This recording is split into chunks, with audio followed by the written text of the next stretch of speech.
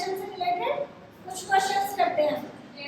एक ही क्वेश्चन है x की पावर 4 प्लस x की power 3 plus x square plus 1 upon x square plus x minus 2। अब clearly इसमें सबसे पहली चीज जो हम नोटिस करेंगे वो डिग्री देखेंगे कि ऊपर वाले की डिग्री नीचे वाले से ज्यादा है। तो पार्शियल फ्रैक्शन हम अभी तो लगा ही नहीं सकते। सबसे पहले क्या करेंगे, इसको डिवाइड करेंगे, डिवीजन लगाएंगे पहले, उसके बाद पार्शियल फ्रैक्शन करेंगे। तो इधर डिवीजन, इधर की साइड डिवीजन करते हैं। x4 x2 plus x square plus 1 divide करो इससे x square plus x minus 2 से। हमें क्या बनाना है, x की पावर 4। दैट मींस हम इस फर्स्ट जो एक्सप्रेशन है x स्क्वायर, उसको किस से गुना करें कि x की पावर 4 मिल जाए, x स्क्वायर से। x स्क्वायर दैट मींस अब x स्क्वायर को गुना कर रहे हैं, वो एक्चुअली गुना हम इस एक से नहीं पूरे से करके लिखेंगे यहाँ पे। तो x स्क्वायर का इससे गुना किया, x की पावर 4 प्लस x की क्यूब माइनस 2x स्क्वायर। ठीक है, अब इसमें से इसको घटाएंगे, माइनस माइनस प्लस, इससे ये कैंसिल हो गया और यहाँ पे ये भी कैंसिल हो गया, x क्यूब और x क्यूब। यहाँ पे क्या बचा, 2x square plus x square is 3x square plus 1। अब हम क्या करेंगे, हमें क्या बनाना है, 3x स्क्वायर बनाना है। तो यहाँ x स्क्वायर को हम जब 3 से गुना करेंगे तो हमें क्या मिलेगा, 3x स्क्वायर। अब हम किससे गुना करेंगे, 3 से। तो 3 से इस पूरे एक्सप्रेशन को गुना कर देंगे, हमें मिलेगा 3x square plus 3x minus 3 दूनी 6 और इसको इसमें से घटा देंगे, माइनस माइनस प्लस, इससे ये कैंसिल हो गया। अब यहाँ पे 3x माइनस का है लेकिन ऊपर तो 3x है ही नहीं, तो हम क्या लिख देंगे, 3x लिख देंगे। यहाँ पे प्लस का 6 है, यहाँ पे प्लस का 1 है, तो क्या आ जाएगा, ये प्लस 7 हो जाएगा। अब बताओ x स्क्वायर की डिग्री ज्यादा है, इसकी कम है। यहाँ पे हम हमारे डिवीजन एल्गोरिथम को छोड़ देंगे, ठीक है। और अब हम इसको उस फॉर्म में लिखेंगे, वो था ना, भाज्य बराबर भाजक गुना भागफल प्लस शेषफल। तो क्या हो जाएगा, जो हमारा ये भाजक है x4 plus x cube plus x square plus 1, ये किसके इक्वल होगा, इसका और इसका होना, x square plus 3 into x square plus x minus 2 plus शेषफल, दैट मींस ये माइनस 3x प्लस 7। अब हमें तो ये एक्सप्रेशन चाहिए ना, ये तो सिर्फ ऊपर वाला है, तो या तो ऐसा करो, इस ये जो एक्सप्रेशन है इसकी जगह पे ये रख दो पूरा, ठीक है। तो ये किसके इक्वल हो जाएगा, इधर किधर लिख देते हैं, ठीक है। ये किसके इक्वल हो गया, x स्क्वायर प्लस 3, और ये चीज मैं डायरेक्ट कर दूं, इसका डिवीजन करने पे वो कट जा कैंसिल हो जाएगा जो इसके गुना में है। इसमें किसी को डाउट, ठीक है। तो यहाँ पे इसका भाग करने पे ये वाली टर्म तो कैंसिल हो गई, अब ये वाली टर्म बची बस, और ये अलग से रह गया। उस वाली टर्म के प्लस करके मैं इसको ऐसे लिखूं, minus 3x plus 7 upon this x square plus x minus 2, ठीक है, कोई गड़बड़ नहीं है। अगर इसको यहाँ माइनस रखते हैं तो फिर इसको पूरे पे माइनस करना पड़ता, माइनस को कॉमन लेके फिर ये 3x माइनस 7 बनता, ठीक है। मैंने क्या किया, ये प्लस वाला ही फॉर्मेट रखा और इसको इधर ऊपर लिख दिया। अब देखो ये तो सिंपल फॉर्म है ऑटोमेटिक, हमें क्या करना है, इसको सिंपल फॉर्म में बनाना है। सिंपल फॉर्म मतलब पार्शियल फ्रैक्शन अब हम यहाँ पे लगाएंगे, ऊपर वाले की डिग्री नीचे वाले से कम है, पार्शियल फ्रैक्शन लगा सकते हैं।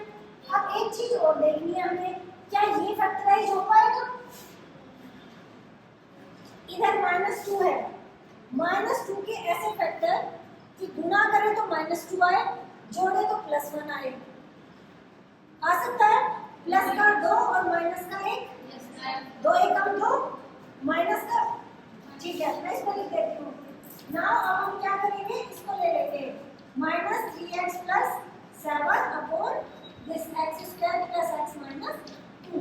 ये किसके इक्वल आएगा, माइनस 3x प्लस 7। और मैं इधर कर देती हूँ इसके टुकड़े, x square plus x plus 2 x minus 2 किसके इक्वल होगा, x square plus 2x minus x minus 2। 2 एकम 2, 2 को माइनस 1 से गुना किया तो माइनस 2, लेकिन 2 में माइनस का 1 जोड़ा तो प्लस का 1। अब इसमें कॉमन ले लो x, तो क्या आ गया x प्लस 2, और इधर से माइनस 1 कॉमन ले लो तो क्या आ गया x प्लस 2। अब इस दोनों में से x प्लस 2 को कॉमन ले लो तो क्या बच गया x माइनस 1। तो इसको क्या लिख देंगे हम, x प्लस 2 और x माइनस 1। अब हमें पता है इसको कैसे पार्शियल फ्रैक्शन में लिखना है। नीचे दो अलग अलग लीनियर फैक्टर्स है, तो a upon x plus 2 plus b upon x minus 1। अब इधर एलसीएम ले लेंगे हम। एलसीएम अगर लेंगे तो क्या बनेगा, ये x प्लस 2 और x माइनस 1। इसका इसमें भाग देने पे x माइनस 1 आया, इसको a से गुना कर देंगे प्लस b, इसका इसमें भाग देने पे इससे ये कट गया, ये आंसर आया, तो इसको इससे गुना कर देंगे। ठीक है, अब क्लियरली तुम्हें दिख रहा है कि इधर और इधर ये सेम है, हर वाली संख्या सेम है, तो इसका कंपैरिजन कर देंगे। और कंपैरिजन क्या मिलेगा, ये तो ये कैंसिल हो गया, ये जो ऊपर वाला हिस्सा है और ये ऊपर वाला हिस्सा है, दोनों इक्वल हो जाएंगे। Minus 3x plus 7 is equal to, इसको ओपन करके लिख लो, ax minus a plus bx plus 2b। तो ये क्या हो जाएगा, minus 3x plus 7 is equal to a plus b x minus a plus 2b। अब अगेन कंपैरिजन कर दो, तुलना करने के बाद तुलना किसकी कर रहे हैं, x के गुणांकों की, x के गुणांक और कांस्टेंट टर्म की तुलना करने पर x का गुणांक इधर माइनस 3 है और इधर कितना है a प्लस b कितना आ गया माइनस 3। ये समीकरण 1 हो गई। और कांस्टेंट टर्म इधर 7 है और इधर क्या है minus a plus 2b, minus a plus 2b is equal to 7। ये समीकरण 2 हो गई। दोनों को ऐड कर दो, इसमें इसको ऐड किया, ये कट गया और इसको किया तो 3b इज इक्वल टू 4। तो इससे क्या मिल गया तुम्हें, b इज इक्वल टू 4/3। तो b की वैल्यू को यहाँ पे पुट कर दो, कहाँ पे, समीकरण 1 में पुट करने पर तो क्या मिलेगा, a plus 4/3 is equal to minus 3। तो a क्या मिल जाएगा, a is equal to minus 3 minus 4/3। तो ये 3 एलसीएम ले लिया और इधर ये 3 किया 9 हो गया और ये 9 4 13 हो गया, तो माइनस 13/3। यहाँ पे लिख सकते हो इसकी वैल्यू। फाइनली क्या आई, एक्स स्क्वायर प्लस 3 और a की वैल्यू क्या है, a की वैल्यू माइनस 13/3। सो माइनस 13/3 और नीचे क्या था x प्लस 2। ठीक है, b की वैल्यू क्या है 4/3 प्लस 4/3, नीचे क्या था x माइनस 1। ये पता है ना, अगर मैं 3 को ऊपर भी लिख दूंगी तो फिर उसको नीचे ला सकते हैं। ठीक है,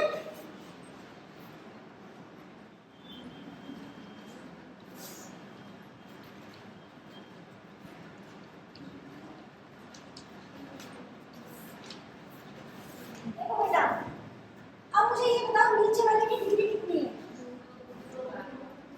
तो फाइनल डिग्री बताओ कितनी है। 2 तो इसके होल स्क्वायर है, डिग्री और होल स्क्वायर में अंतर पता होगा ना।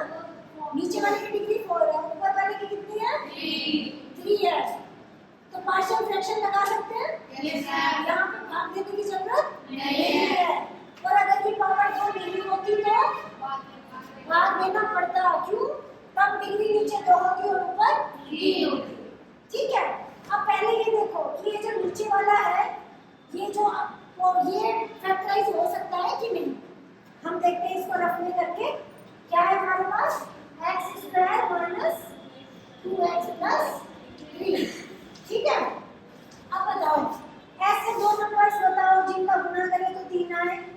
इनको जोड़े तो -2 आए। ऐसा कोई है? देखो पहले तो क्या बताया, -2 और -1, ठीक है, -2 और -1, -2 और 1 गुणा करेंगे तो 2 आएगा ना। हाँ, -2 और -1 को जोड़ोगे तो -3 और ओके। सुनो, जब भी ऐसा डाउट लगे कि ये फैक्टराइज हो पाएगा कि नहीं हो पाएगा, तो वहां पे अपना टाइम खराब करने की बजाय श्रीधराचार्य को प्रणाम कर ले, है ना, क्योंकि वो बता देते हैं होगा कि नहीं फैक्टराइज। तो वो क्या कहते हैं कि जो रूट्स है, जो रूट्स क्या होते हैं किसी द्विघात समीकरण के, -b क्या होता है, ये x² plus bx plus c, और ये होता है a, ठीक है, ax² bx प्लस c। तो इसके रूट्स होते हैं -b plus minus under root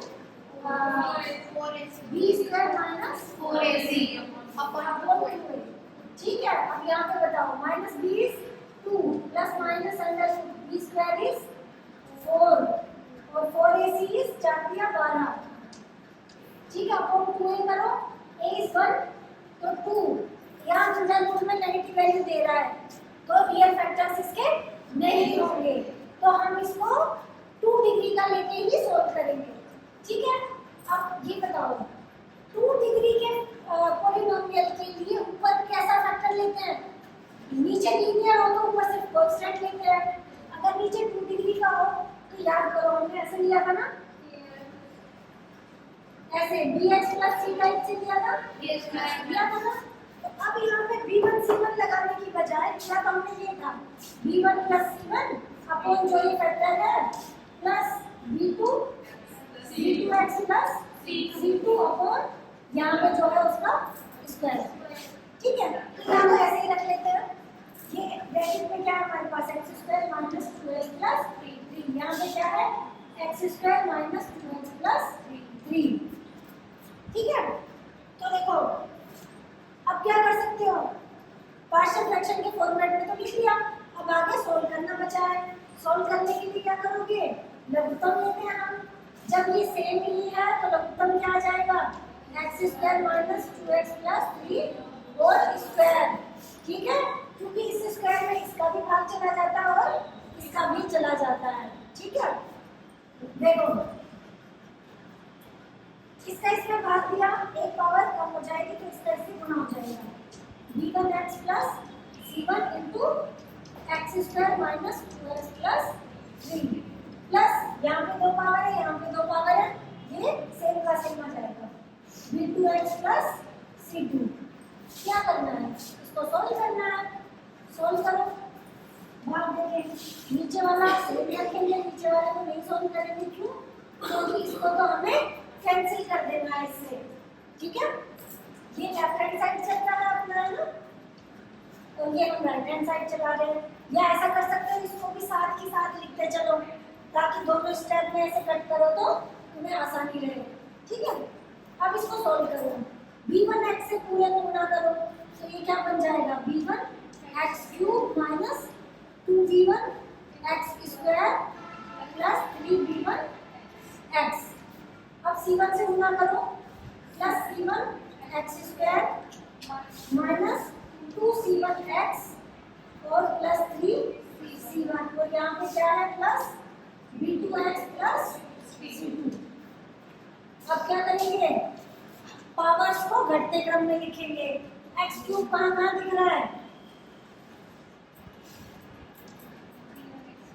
अच्छा पावर्स को घटते क्रम में हम अगली स्टेप में एक साथ ही लिख लेंगे।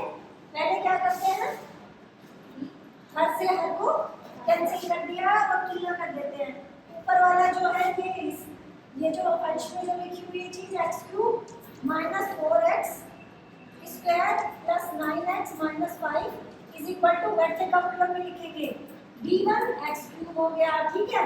अब स्क्वायर वाली टर्म ले लो, एक ये है और एक ये है, तो क्या हो जाएगा, प्लस ऐसे लिखूं मैं c1 माइनस 2b1, ठीक है, माइनस की वजह से मैंने इसको ऐसे लिख दिया, या फिर ऐसे लिख लो ब्रैकेट करके minus 2b1 plus c1 x²। अब x की टर्म लो, एक ये है ये है एक ये है, तो क्या हो जाएगा plus 3v1 minus 2c1 plus v2 x। अब कांस्टेंट टर्म को लिख दो, कहाँ पे constant term 3c1 plus c2 plus 3c1 plus c2, दोनों तरफ तुलना कर दो।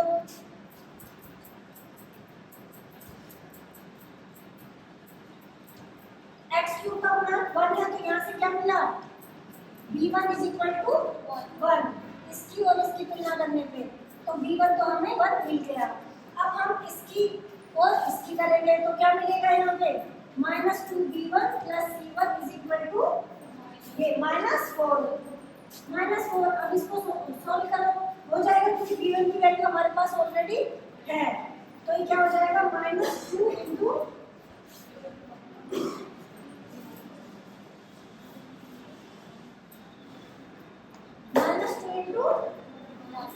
v1 is 1 plus c1 is equal to -4। वो सॉल्व कर लो इसको, c1 को इधर ले लो, बाकी को उधर ले जाओ, -4 प्लस 2 हो जाएगा, तो c1 क्या आ गया -2, v1 और c1 आ गया। अब इसकी तुलना कर दो x वाले की, ठीक है, तो ये क्या होगा 3v1 -2c1 plus v2 is equal to 9। जिसकी वैल्यू पता है इसमें पुट कर दो, v1 की पता है 3 into 1 माइनस c1 की पता है -2 into माइनस करके plus v2 is equal to 9। इसको सॉल्व करके v2 की वैल्यू आ जाएगी, v2 की वैल्यू क्या आ जाएगी 9 माइनस 3 माइनस 4, तो क्या आ गया 2, ठीक है, तो v2 की वैल्यू क्या आ गई 2, ठीक है ना। ये उधर जाके ये इधर प्लस का इधर जाके माइनस हो जाएगा, ये भी प्लस का माइनस हो जाएगा। अब किसकी तुलना करनी बची कांस्टेंट टर्म की, ठीक है, कांस्टेंट टर्म की करेंगे तो क्या मिलेगा 3c1 plus c2 is equal to -5। तो c1 की वैल्यू को पता है -2 है, 3 into -2 plus c2 is equal to -5, तो c2 क्या आ जाएगा -5